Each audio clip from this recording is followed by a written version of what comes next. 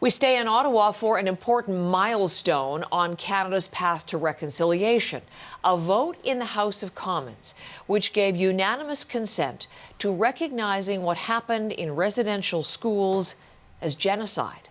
John Northcott is on that story for us today. John. Good morning, Heather. Yes, this is significant for a lot of reasons, not the least of which it is rare in history for a country to declare a genocide for something that happened within their own borders. This happened at the end of question period, put forward by Leah Gazan, an NDP MP from Manitoba. Now, she put this forward in June, when the discovery of those graves was made at residential schools, and it was rejected by the MPs. This time around, though, it was accepted. Let's listen to Gazan. In the last session, I put forward a unanimous consent motion recognizing what happened in residential schools as an act of genocide. I was shocked when members of this House chose not to support my motion, confirming that residential school denial is still a reality. We need to do better. We need to find a way forward that honors the truth about what happened in this country, especially in light of Pope Francis's acknowledgement that what took place in residential schools was, in fact, genocide.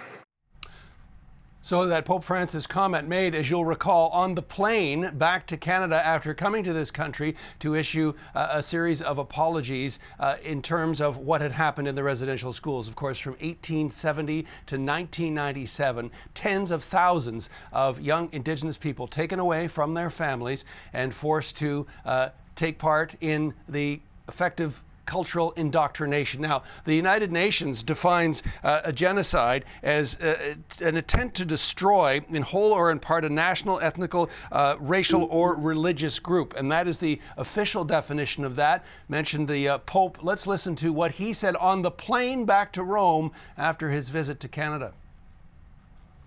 Ho condannato questo pure, no?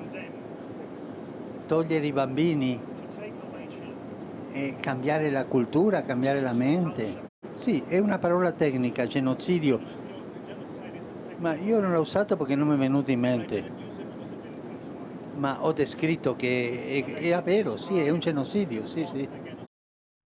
Truth and Reconciliation Commission, in its report in 2015, used the term cultural genocide. But again, by many, now, according to the unanimous decision of Canada's MPs, the decision being made to call that a genocide, what took place in the residential schools. Remember the discussion it set off nationally, John, when the Truth and Reconciliation Commission did in fact declare it cultural genocide. So let's talk significance. What happens now?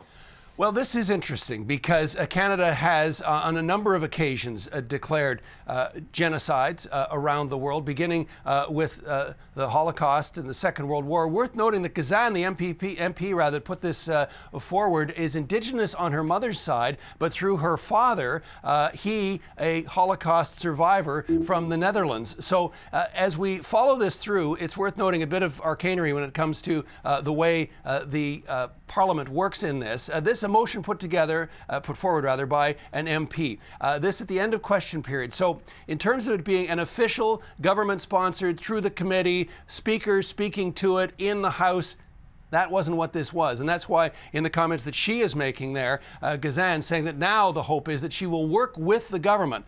So does this mean that there would potentially be a crimes inquiry or an international tribunal? Probably not at this stage, but certainly it does help to raise the concerns of those who've been pushing for a long time to have what happened to Indigenous youth in residential schools recognized on this level. Heather? John Northcott, thank you very much. Okay.